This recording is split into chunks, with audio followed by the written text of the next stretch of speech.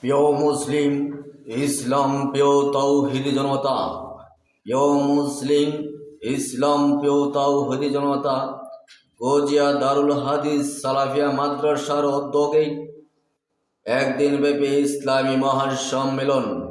উক্ত মহাসম্মেলনে সভাপতিত্ব আসন গ্রহণ করিবেন শেখ আবু বকর সিদ্দিক সাহেব, ইমাম ও খতিব নটাকুড়ি। উক্ত সম্মেলনের প্রধান বক্তা শেখ বাদার রুহুল আমিন, মুর্শিদাবাদ, ভারত।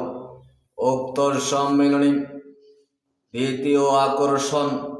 দ্বিতীয় বক্তা শেখ আমির হুসাইন বিন আব্দুস সামাদ সাহেব, জামালপুর। উক্ত সম্মেলনে তৃতীয়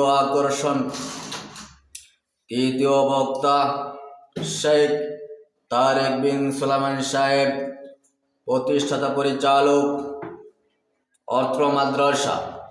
উক্ত সম্মেলনে আপনারা সকলে দলে দলে যোগদান করিয়া দো জাহানের কামিয়াবি হাসিল করুন।